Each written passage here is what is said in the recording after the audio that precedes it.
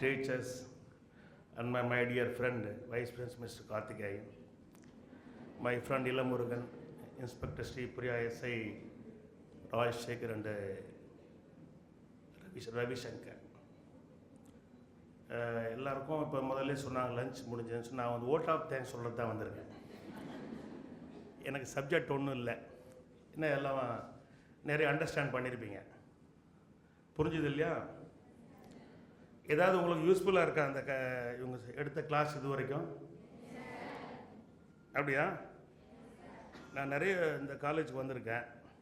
இங்கே நிறைய இஷ்யூஸ் பந்தோபஸ்லாம் வரும்போது செவரல் டைம் ஐ மெட் வித் மிஸ்டர் கார்த்திகேயன். அதனால் எனக்கு ஒரு பரிச்சயமான காலேஜ் தான். எல்லாம் ஸ்டடி தானே. இஎஸ் காலேஜ்னால் எவ்ரி திங் ஸ்டடி, அப்படி எடுத்துக்கலாமா? நம்ம கலோக்கில் சொல்ல போனோம்னா, இப்போது எனக்கு முன்னாடி எல்லாருமே சொல்லிட்டாங்க, நான் எப்போயுமே ஓப்பன் பேட்ஸ்மேன் தான். இப்போ கடைசியில் வந்திருக்கேன். ஏன்னா சப்ஜெக்ட் உங்களுக்கு வரணும் இல்லையா, அதனால். ஸோ அதனால் கடைசியாக வந்திருக்கேன். யூஸ்வலாக லஞ்ச் பிரேக் எத்தனை மணிக்கு உங்களுக்கு? 12:30. அப்படியா? நான் சாப்பிட்றதே கிடையாது, ஒன்லி காஃபி டீ தான். ஸோ அதனால் எங்களுக்கு அது பழகி போனதுனால பசி ஒன்றும் தெரியறதில்ல. இன்றைக்கி சாட்டர்டே இல்லையா, அதனால் மதியம் இன்றைக்கி சாப்பிடாதீங்க. இப்போ சாப்பிடாதுன்னு ஒரு ரொம்ப கோபமாக ஒருத்தர் பார்க்குறாரு என்ன. இன்றைக்கி சாட்டர்டே எம்பெருமானுக்கு வந்து பேஷா விரதம், அன்றைக்கி விரதம் இருந்துருங்க, நல்லாயிருக்கும். ஃபோனில் வர இப்போது எடுத்த கிளாஸ் எல்லாமே எது வழியாக நம்ம வந்து பணத்தை லாஸ் பண்ணுறாங்கன்னு சொல்லுவோம். எது வழியாக லாஸ் பண்ணுறோம்? அது எங்கே வச்சுருக்கீங்க? அதை கையிலே வச்சுருக்கீங்க இல்லையா?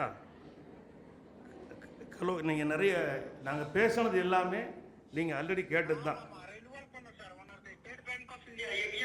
கேட்டிருக்கீங்களா?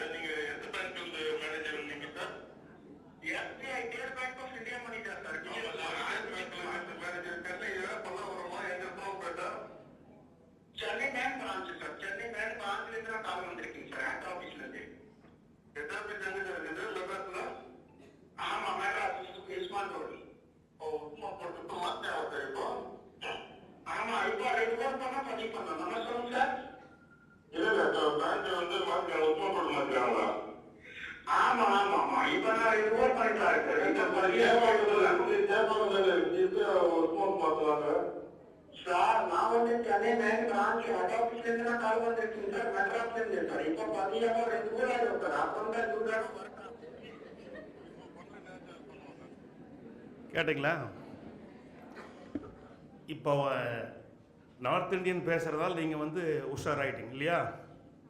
பேங்க்கு பக்கத்தில் நான் இருக்கிறேன் இல்லை, பேங்க்கே எண்டு தானே நம்ம சொல்லுவோம் இல்லையா? அதனால் இங்கேருந்து என்ன நடக்குதுன்னா, தமிழ்நாட்டிலேருந்து நம்ம வேலைக்கு போகிறோம், வெளிநாட்டுக்கு வந்து உங்களுக்கு வேலை இருக்குது அப்படின்னு சொல்லிட்டு நிறைய ஏஜென்சி வந்து இங்கேருந்து ரெக்ரூட் பண்ணி வெளில கொண்டு போகிறாங்க. இப்போ ரீசெண்டாக நேற்று ஒரு கான்ஃபரன்ஸ், ஒரு மீட்டிங் நடந்தது.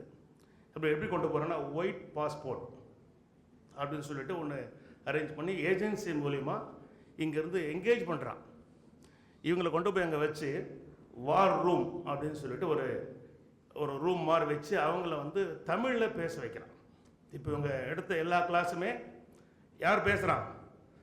லோன் வேணும்னு சொல்லி தமிழ் தானே பேசுகிறாங்க. தமிழில் பேசணும். நம்ம என்ன நினைக்கிறோம்? நம்ம ஊருக்காரரு, முக்கியமாக நமக்கு லாங்குவேஜ் முக்கியம் இல்லையா? அதனால் ஈஸியாக அவங்ககிட்ட ஏமாந்துடுறோம். சரி, இங்கேருந்து எப்படி போகிறாங்க அப்படின்னா, வேறு ஏதோ ஒரு வேலைக்காக ஒரு ஏஜென்சி இங்கே இருக்கிறாங்க இல்லையா, இந்த ஏஜென்சியை லாக் பண்ணுறதுக்காக தான் நேற்று இருந்தால் நம்ம தமிழ்நாடு கவர்மெண்ட் ஒரு இனிஷியேட்டிவ் எடுத்துருக்குறோம். அதனால் நீங்கள் என்ன நம்ம புரிஞ்சிக்க வேண்டியிருக்குன்னா, இப்போ இந்த நார்த் இந்தியன் ஒருத்தன் பேசினோடனே அவன் நமக்கு உஷாராகிட்டு நம்ம பேசுகிறோம்.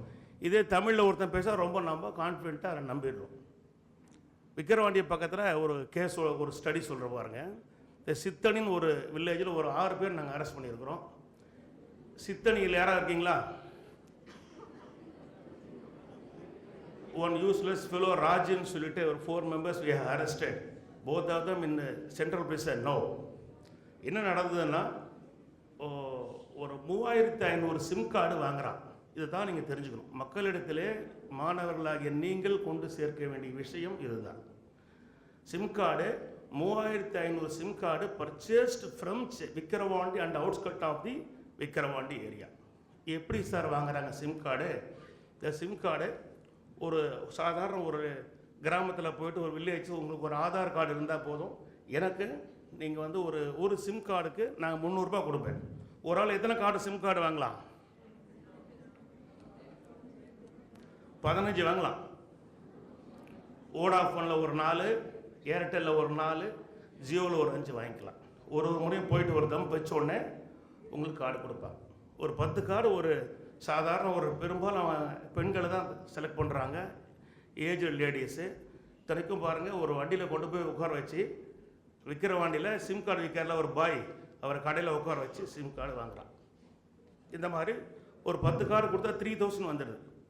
இவங்களுக்கு என்ன அதோடய சீரியஸ்னஸ் தெரியாமையே சிம் கார்டு இவங்க பேரில் வாங்கி கொடுத்துட்றாங்க. இவங்க கண்டது அந்த 3000 தான். இந்த சிம் இப்படியே நிறைய பேர் கலெக்ட் பண்ணி ஒரு 3500 கார்டு வந்து வெளியில் போயிடுது. எங்களுக்கு இந்த தகவல் எப்படி வருதுன்னு சொன்னால், ஒரு ஓசிஐலேருந்து ஒரு ரிப்போர்ட் ஒன்று வருது. ஆர்கனைஸ்டு கிரைம் யூனிட் ஒன்று இருக்குது, சென்னையில் இன்டெலிஜென்ஸ் இருக்கும். அது மூலிமா அவங்களுக்கு தகவல் வருது. விக்கிரவாண்டி சித்தனியில் ஒரு வில்லேஜ் இந்த பையன் இப்படி பண்ணுறான் அப்படின்னு ஒரு தகவல் வருது. அவனை நாங்கள் கேட்ச் பண்ணுறோம்.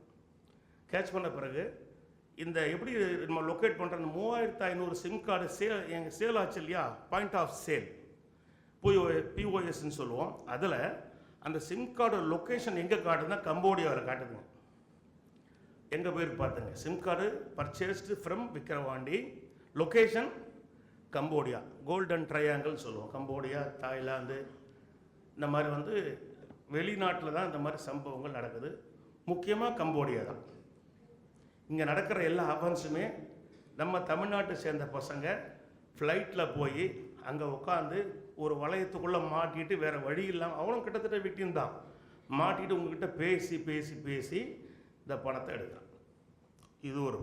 இது ஒரு டைப். ரெண்டாவது ஒன்லி டெக்ஸ்ட் மெசேஜ். இப்போது எஸ்ஐ சொன்ன மாதிரி டெக்ஸ்ட் மெசேஜில் நீங்கள் இதை இன்வெஸ்ட் பண்ணால் உங்களுக்கு இந்த பணம் கிடைக்கும். இப்போ எஸ்ஐ சொன்னார் இல்லையா, இன்ஸ்டாகிராமில் எவ்வளோ பேர் பொருள் வாங்கியிருக்கீங்க இல்லையா? ஆனால் வாங்கி ஏமாந்தால் வெளியில் சொல்ல மாட்டோம். கரெக்டாக பொதுவாக நம்ம சொல்ல மாட்டோம். ஏன்னா நமக்கு தெரியாமல் விட்டுட்டோம். இது அசிங்கத்தை போய் நாம் எப்படி வெளியில் சொல்கிறதுன்னு சொல்லி இதே மாதிரி லேக்ஸ் கணக்கில் விட்டவெல்லாம் இருக்கான். One fellow namely Harshvardhan, he is a marine engineer. He lost 75 lakhs. எப்படி பண்ணுறாருன்னா, கோல்ட் ஸ்மித்னு சொல்லிட்டு ஒரு ஆப் நீங்கள் கூட பார்க்கலாம். அது வந்து ஒரு கோல்ட் ஸ்மித்னு நினைக்கிறேன். அந்த ஆப் வந்து ஓப்பன், அதில் வந்து ஷேர் போட்டு விளையாடலாம். அதை போட்டு கொஞ்சம் ஒரு 75,000 வரைக்கும் ஒரு கெயின் பணம் போடுறாங்க. போட்டு திரும்ப உங்களுக்கு நிறைய பணம் போடணும், பணம் கிடைக்குன்னு சொல்லிட்டு ஒரு 75 lakhs இவர் லாஸ் பண்ணுறாரு. அதுக்கப்புறம் தான் வராரு, திண்டிவனம் தான் வரும். அவரை கேட்டால், சரி இப்போ இந்த ஆப் வந்து ஒரிஜினல் நீங்கள் தெரிஞ்சுக்கிட்டீங்களா? தெரிஞ்சுக்கிட்டேன். எப்படி தெரிஞ்சுக்கிட்டீங்க? ஆன் கூகுள் நான் படித்து பார்த்தது. இவர் என்ன எக்ஸ்பர்ட் ஆகுற ஒரு இதை வந்து நான் பார்த்து தெரிஞ்சுக்கிட்டேன் சார் அப்படின்னு சொல்லிட்டு விளக்கண்ண மாதிரி சொன்னார். சரி ரைட். இதுக்கு ஹெட் ஆஃபீஸ் பார்த்தீங்கன்னா 3 பிரான்ச்சஸ் இருக்குது. மும்பை, கல்கட்டா அண்டு சென்னையில் ஒரு இடம் இருக்குது. சரி, டெய்லி சென்னை போய் தான் நீ ஹைதராபாத் போகணும், அங்கே போய் பார்த்தீங்களான்னா போகல. காரணம் என்னென்னா, உட்காந்த இடத்துல ஃபோனில் நமக்கு பணம் வந்துடணும். ஒரு 25,000 உங்கள் அக்கௌண்ட்டில் டிஸ்பிளே ஆகிடுச்சுன்னா 25,000 டிஸ்பிளே ஆகும். நீ ஏடிஎம் போட்டு ஸ்வைப் பண்ண பணம் வராது, டிஸ்பிளே மட்டும்தான் ஆகும். இதுதான் இங்கே உள்ள விஷயம். இது ஒரு டைப் ஆஃப் அஃபென்ஸ். இதுதான் இப்போ நாட்டையே உலுக்கி கொண்டிருக்கிறது. இந்த சிம் கார்டு சேல் பண்ணா இல்லையா 2 பேர் விக்ரவாணி டவுனில், தட் 2 fellows ஆல்சோ ரிமாண்டட். எதுக்கு ரிமாண்ட் பண்ணியிருக்குன்னா, அவருக்கு தெரியுது ஒரே ஒரு லேடி திரும்ப திரும்ப வந்து சிம் கார்டை வாங்குற நோக்கம் என்ன, அவ்வளோ தேவையில்லை இல்லையா. நீங்கள் யாராவது சிம் கார்டை வாங்கி யாருக்காவது விற்பீங்களா? யாராவது விற்பீங்களா? இந்த நான் 2 வாங்கி தரேன், கொடுக்கலாமா? அந்த மாதிரி கொடுக்கக்கூடாது.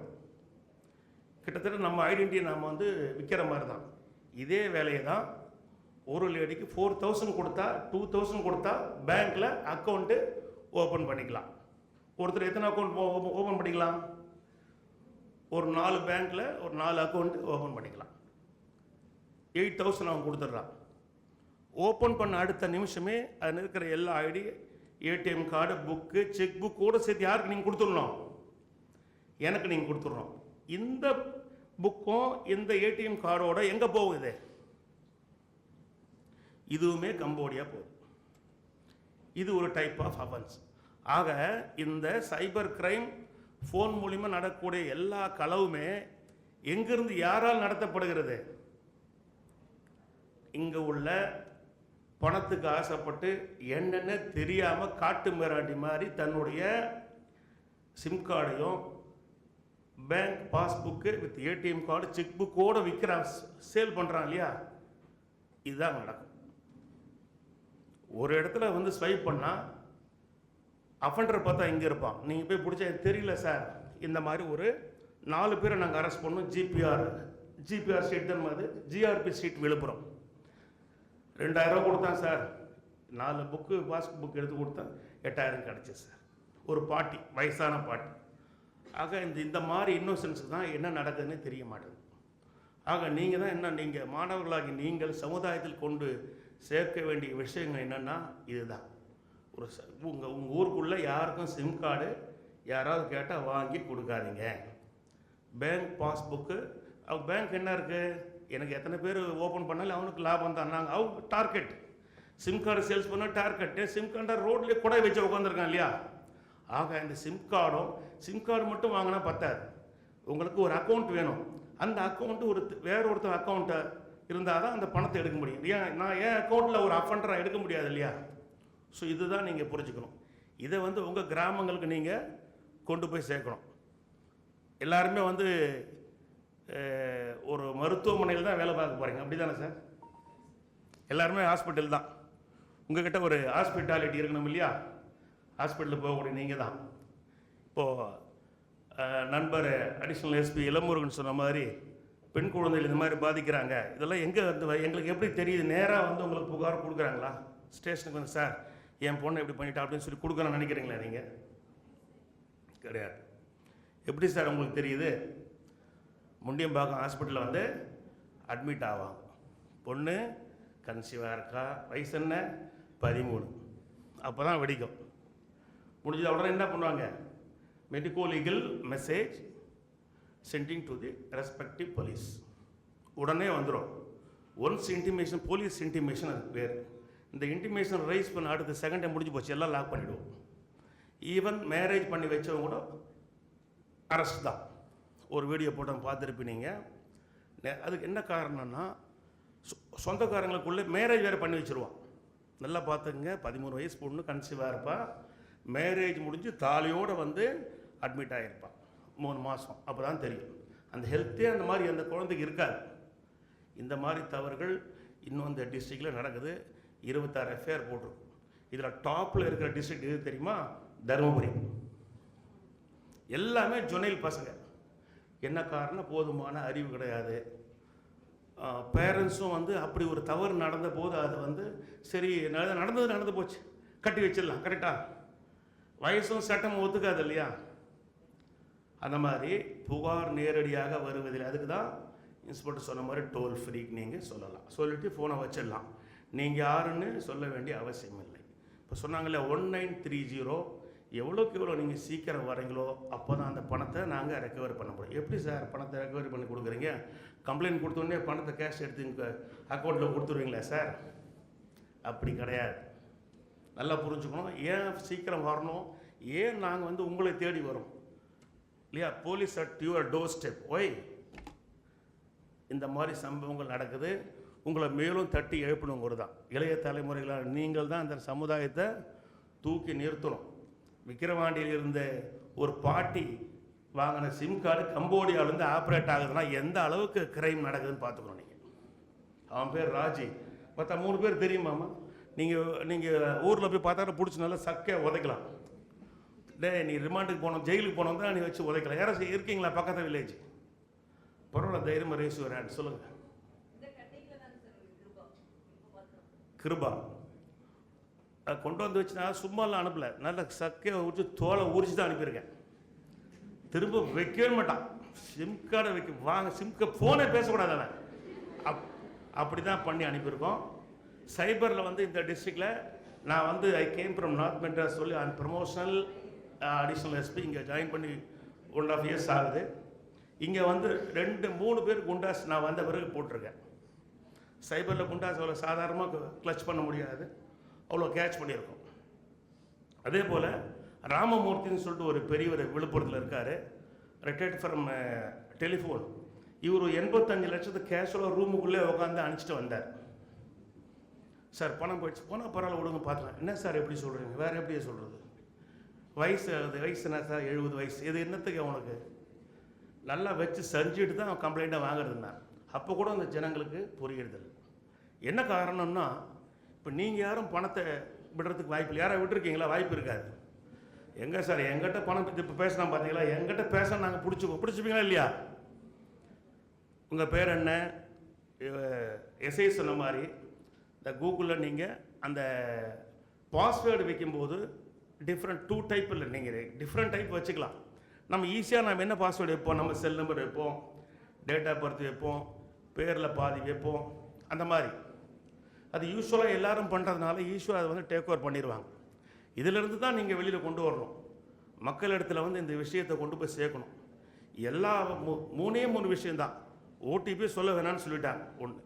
2வது, எந்த லிங்க் வந்தாலும் உடனே ஆன் பண்ணி அதை தெரிஞ்சுக்கணும்னு நினைக்காதீங்க. 2வது, கால் ரொம்ப நேரம் உங்கள்கிட்ட பேசினா அதை ஹியர் பண்ணாதீங்க. இப்போ கூகுள் எப்படி உங்களை ஸ்டடி பண்ணுறாங்க இல்லையா? 3 விஷயம் வீடியோ பார்த்த உடனே அடுத்து நீங்கள் எதெல்லாம் விரும்புகிறீங்களோ வருது இல்லையா? உங்களுக்கு சேவை செய்கிறேங்க, நீங்கள் என்ன தேவையோ நான் அதை கொடுக்குறோம். அதுதானே கூகுள், அதுதானே இன்டர்நெட், அதுதானே கையிலே வச்சுருக்கோம் இல்லையா? செல்ஃபோன் அதுதானே வச்சுருக்கோம். அதனால் செல்ஃபோன் நல்லா யூஸ் பண்ணுங்கள், ஜாக்கிரதையாக யூஸ் பண்ணுங்கள், சரியா? அதே போல் பெண் குழந்தைகள் உங்கள் கிராமத்தில் நிறைய விஷயங்கள் தெரியாது. நீங்கள் அந்த மாதிரி இருந்தால் நீங்கள் கூப்பிட்டு சொல்லலாம். இந்த மாதிரி 4 நம்பர் எழுதி எங்கள் வில்லேஜில் ஒட்டி பாருங்கள், எல்லாருமே பயந்துருவான். இதைத்தான் நீங்கள் பண்ணணும். அவேர்னஸ் நிறைய வேணும். அதே போல் ஒரு கலோக்கில் ஒரு சம்பவம் சொல்கிறேன் பாருங்கள். நமக்கு பொறுத்த வரைக்கும் கோல்டு எங்கே அதிகமாக சேல் ஆகுது தெரியுமா? என்றைக்கு ஆகுது? நகை என்றைக்கு அதிகமாக வாங்குகிறோம்? அட்சய திருதியை. சரி, அட்சய திருதியை நகை வாங்கினா நிறைய சேருவான். எதுக்காக இப்படி இப்போ இந்த கலை போட்டிருக்காங்க? அப்படியாவது நகை நமக்கு சேரட்டுமே அப்படின்னு சொல்லி நகையை நாம் வாங்கிக்கிறோம். ஒரு முறை அட்சய திருதி அன்னைக்கு அதிகமாக கோல்டு சேல்ஸ் ஆயிடுச்சு. இந்தியாவிலே ஃபர்ஸ்ட் எங்கே தெரியுமா? தமிழ்நாடு தான். லாஸ்ட் டைம் அதுக்கு முன்னாடி ஒரு 2 years முன்னாடி. அதில் அதிகமாக சென்னையில் தான். ஆக நகை மேலே நம்ம என்ன பண்ணுறோம்? உயிரையே வச்சுருக்குறோம். ஒரு முறை நான் சென்னை சவுத் மெட்ராஸில் ஒர்க் பண்ணுறச்ச, சென்னை சிட்டி இந்த outskirt of the Chennai city இப்போ ஒரு பீரோ புல்லிங்னு ஒரு இருக்கும். நான் எல்லா ப்ரோக்ராமும் இதை சொல்லுவேன். அந்த அஃபண்டர் பேர் நாகமுத்து. பீரோ புல்லிங் அப்படின்னா தோறுக்குள்ளே அந்த ஜன்னல் ஸ்க்ரீன் எடுத்துகிட்டு கம்பி இருக்கு இல்லையா, உடச்சிட்டு கம்பி உள்ளே விட்டு பீரோ கிட்ட எடுத்துக்குவோம். வெளியிலிருந்து ஆப்ரேட் பண்ணுவோம். டோட்டலி ஒரே வருஷத்தில் 2750 சவரன் தெட்டாச்சு. எல்லாம் எங்கேருந்து போச்சு? எங்கிறது?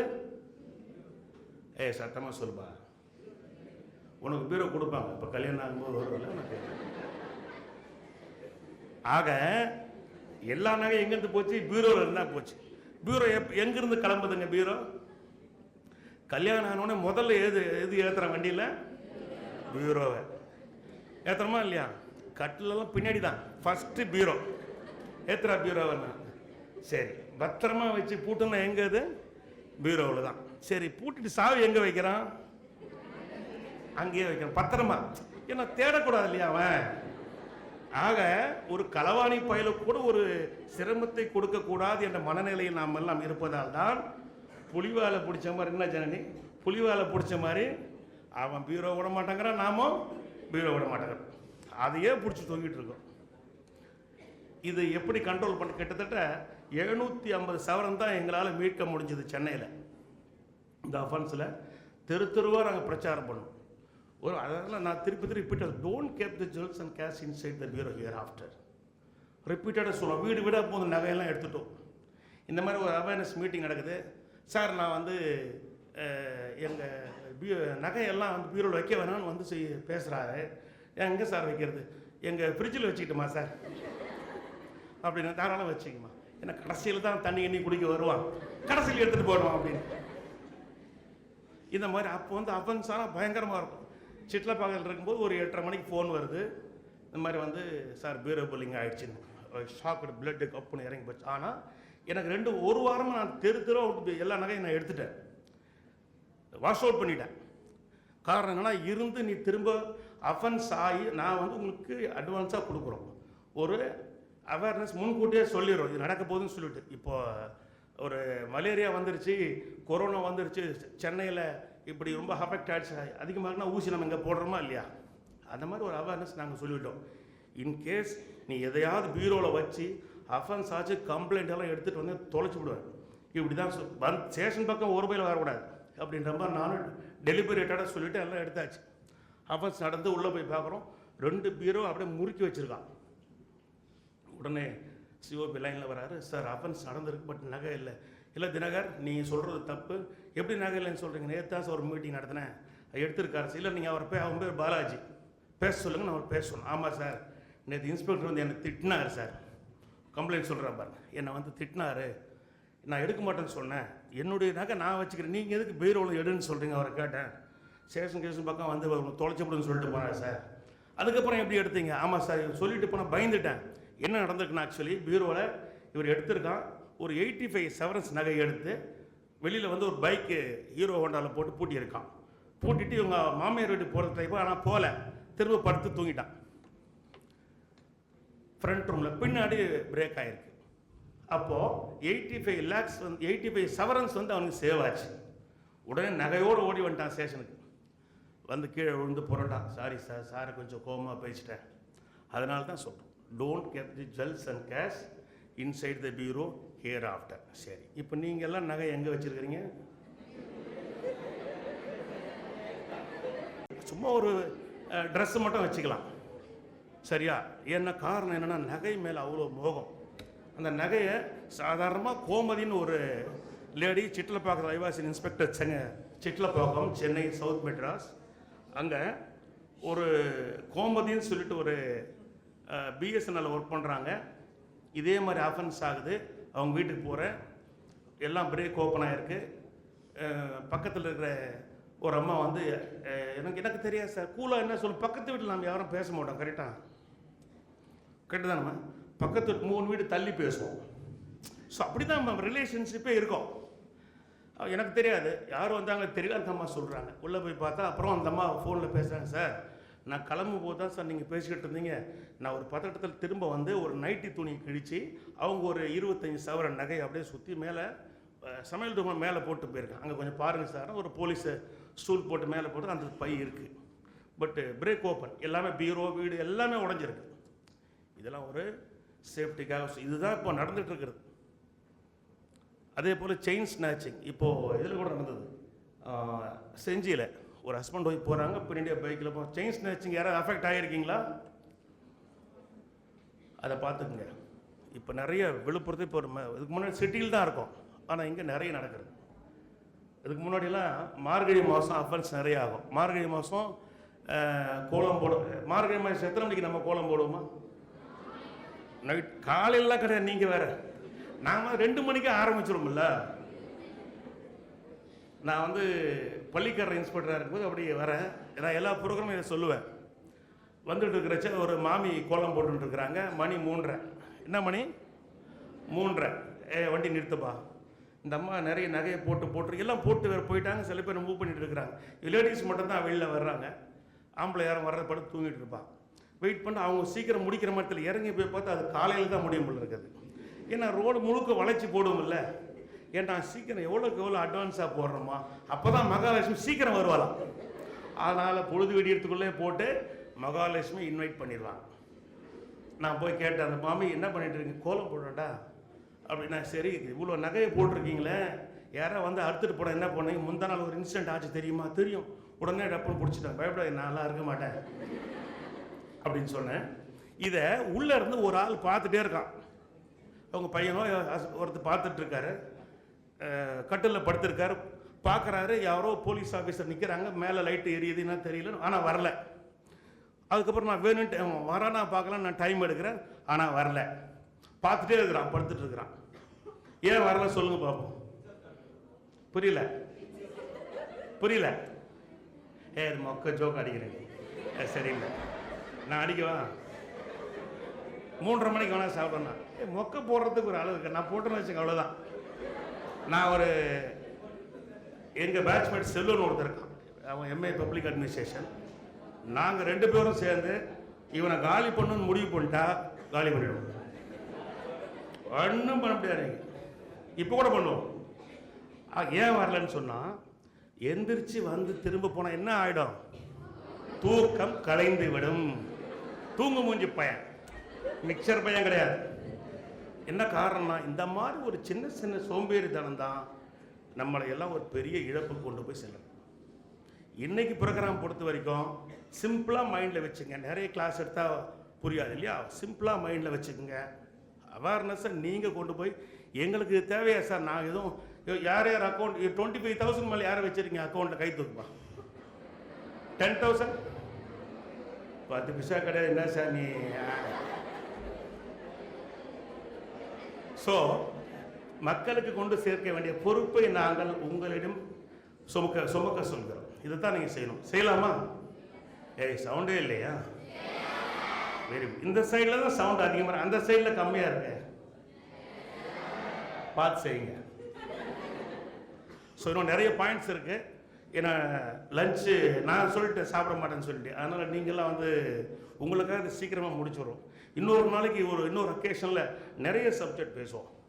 இதுவரை காத்திருந்துடும். எனக்கு ரொம்ப பிடிக்கும் இஎஸ். நான் சொல்லிட்டு every time study is college இல்லையா?